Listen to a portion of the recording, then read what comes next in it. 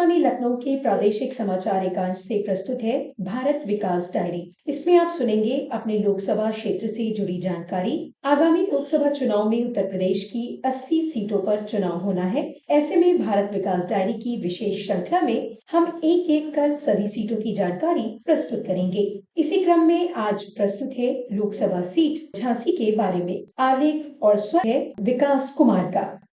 शौर्य, वीरता और त्याग की धरती झांसी हमेशा से सियासी गतिविधियों का केंद्र रही है। झांसी लोकसभा सीट से सुशीला नैयर और उमा भारती जैसे दिग्गज चुनाव जीतकर लोकसभा पहुंचे हैं, तो कभी नारायण दत्त तिवारी को यहां हार का सामना करना पड़ा। वर्तमान में यहां भारतीय जनता पार्टी के अनुराग शर्मा सांसद हैं, जो प्रतिष्ठित उद्योग समूह बैद्यनाथ के मालिक हैं। इस लोकसभा संसदीय क्षेत्र में विधानसभा की 5 सीटें आती हैं। ये सीटें झांसी नगर, बबीना, मऊरानीपुर, ललितपुर और मेहरौनी हैं। इस लोकसभा सीट पर अब तक हुए 17 लोकसभा चुनाव में 9 बार कांग्रेस, 6 बार भारतीय जनता पार्टी, एक बार भारतीय लोक दल, बहुजन समाज पार्टी और समाजवादी पार्टी ने अपना परचम लहराया है। 2019 लोकसभा चुनाव में इस सीट पर 67.67% वोट पड़े थे। इस चुनाव में भाजपा के अनुराग शर्मा ने 58.59% वोट हासिल कर रिकॉर्ड जीत दर्ज की थी। उन्होंने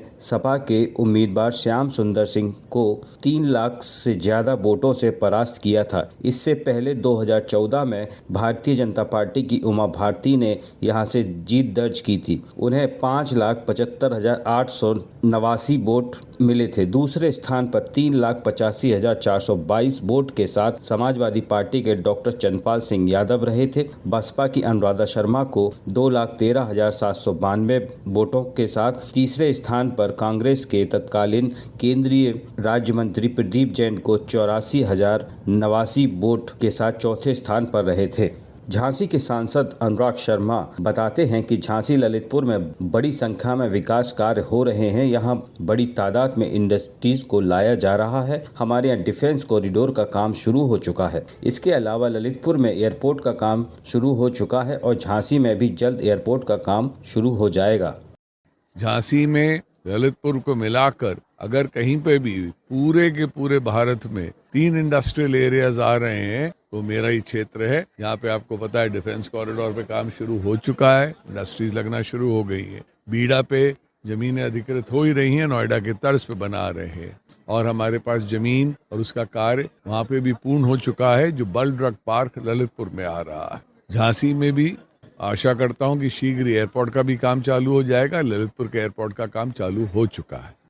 झांसी के सांसद अनुराग शर्मा कहते हैं कि डबल इंजन की सरकार में झांसी में तेजी से विकास हो रहा है। बीते दिन हुए ग्लोबल इन्वेस्टर समिट में ग्राउंड सेरेमनी में बुंदेलखंड के 4 लाख करोड़ के MOU साइन हुए थे। इसमें 19,000 करोड़ का निवेश झांसी और 16 लाख करोड़ का निवेश ललितपुर में हुए हैं। उन्होंने कहा कि उत्तर प्रदेश में अब तेजी से आगे बढ़ रहा है और उसमें झांसी में बड़ी संख्या में निवेश आ रहे हैं।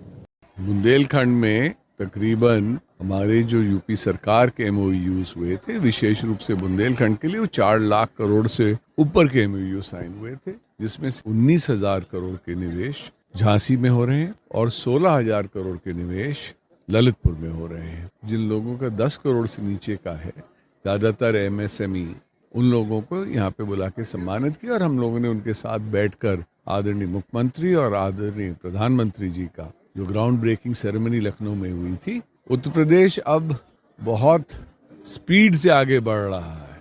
जैसे मैंने कहा, पहले हमको बीमारू स्टेट्स में माना जाता था और आज उत्तर प्रदेश देश का एक्सप्रेसवे स्टेट है, देश का एयरपोर्ट का स्टेट है और सबसे अगर हाईएस्ट MOUs कभी भी हिंदुस्तान के इतिहास में किसी भी स्टेट ने अगर साइन किए हैं तो हमारे उत्तर प्रदेश ने साइन किए हैं। झांसी में किए जा रहे विकास कार्यों के बारे में कमिश्नर आदर्श सिंह बताते हैं कि नोएडा के बाद झांसी में सबसे बड़ा औद्योगिक क्षेत्र बसाया जा रहा है, जिसमें निवेश के नए दरवाजे खुलेंगे। इसके अलावा सरकार की विभिन्न योजनाओं में भी यहां उत्तम कार्य हुआ है।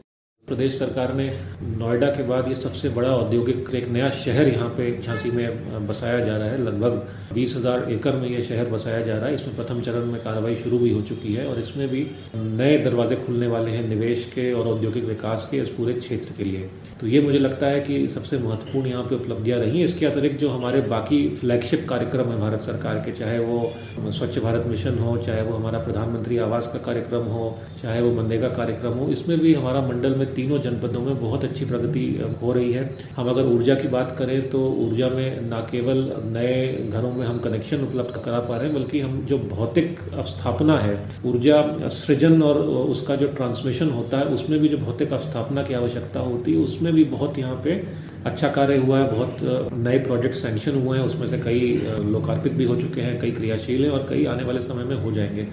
झांसी के जिलाधिकारी अविनाश कुमार बताते हैं कि झांसी संसदीय क्षेत्र के लोगों को बड़ी संख्या में केंद्र सरकार की योजनाओं का लाभ मिला है। इसी क्रम में प्रधानमंत्री आवास योजना ग्रामीण के तहत 33,895 आवास दिए जा चुके हैं। वहीं उज्ज्वला योजना के तहत 2,07,000 परिवार को इसका लाभ मिल चुका है। प्रधानमंत्री आवास योजना जो ग्रामीण है उसमें लगभग हम लोग 33,895 आवास हम लोग दे चुके हैं और उज्ज्वला गैस कनेक्शन लगभग हम लोग 2,07,000 परिवारों को उज्ज्वला गैस कनेक्शन से भी लाभान्वित कर चुके हैं। एक और जो सोशल सिक्योरिटी की सबसे इम्पोर्टेंट स्कीम होती है वो होती है कि जो आउट ऑफ पॉकेट एक्सपेंडिचर, जो चिकित्सा का व्यय होता है, उस पर बहुत गरीब लोगों का बहुत खर्चा होता है और कई परिवार जो गरीबी की रेखा से ऊपर निकलते हैं, लेकिन किसी कारणवश अगर कोई घर में कोई बीमार पड़ जाता है तो गरीबी की रेखा से नीचे आ जाते हैं क्योंकि आउट ऑफ पॉकेट एक्सपेंडिचर उनका ज़्यादा है। तो उसके लिए जो केंद्र सरकार की आयुष्मान योजना है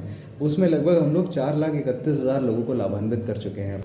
और ऐसी तमाम केंद्र सरकार की योजनाएं हैं जो धरातल पर हम लोग जो इम्प्लीमेंट कर रहे हैं माननीय प्रधानमंत्री जी के मार्गदर्शन में, तो उससे बहुत सारे लोगों को सोशल सिक्योरिटी का एक जो वो है एक लाभ मिल रहा है और लोग गरीबी रेखा से ऊपर आ पा रहे हैं।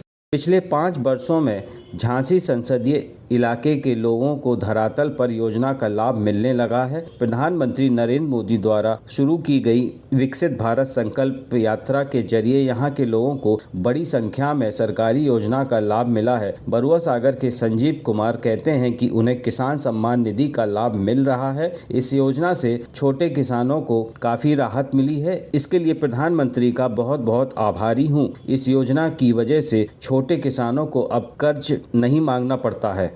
मोदी जी को हम बहुत बहुत धन्यवाद देना चाहते हैं। जिस प्रकार से उनने कमज़ोर और अशिक्षित किसानों के लिए सब कुछ किया है। किसान सम्मान निधि देने से छोटे वर्ग के जितने किसान हैं सारे लोग समृद्ध हैं, ताकि 2,000 रुपये जब मिलते हैं उनसे उनकी जुताई हो जाती है और कटाई के टाइम पे भी काम उनका सही तरीके से हो जाता है। इसके लिए मोदी जी को छोटे किसानों की तरफ से बहुत बहुत धन्यवाद है कि उन्होंने इतनी बड़ी योजना चला के तमाम ऐसे किसानों के लिए जो काश्तकारों के यहाँ लाइन लगा के खड़े रहते थे उनको इतनी सुविधा दे दी है, जिससे किसान आज तक अब किसी काश्तकार के यहाँ पैसे मांगने के लिए नहीं जाता है। और मोदी जी तुमने ऐसा कर दिया है कि आज तक किसी प्रधानमंत्री ने आम जनता के लिए नहीं किया। धन्यवाद मोदी जी।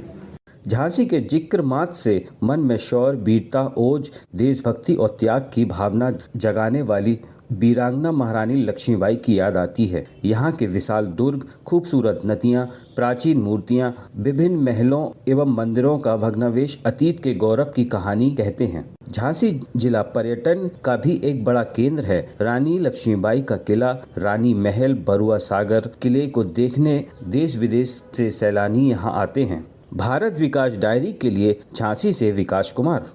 भारत विकास डायरी के अंतर्गत अभी आप सुन रहे थे आकाशवाणी लखनऊ के प्रादेशिक समाचार एकांश की खास प्रस्तुति। आज की कड़ी में आपने सुना लोकसभा सीट झांसी के बारे में। आलेख और स्वर था विकास कुमार का। आपको ये खास प्रस्तुति कैसी लगी हमें जरूर बताएं। आप अपने सुझाव हमें bharatvikasdiary@gmail.com पर मेल कर सकते हैं।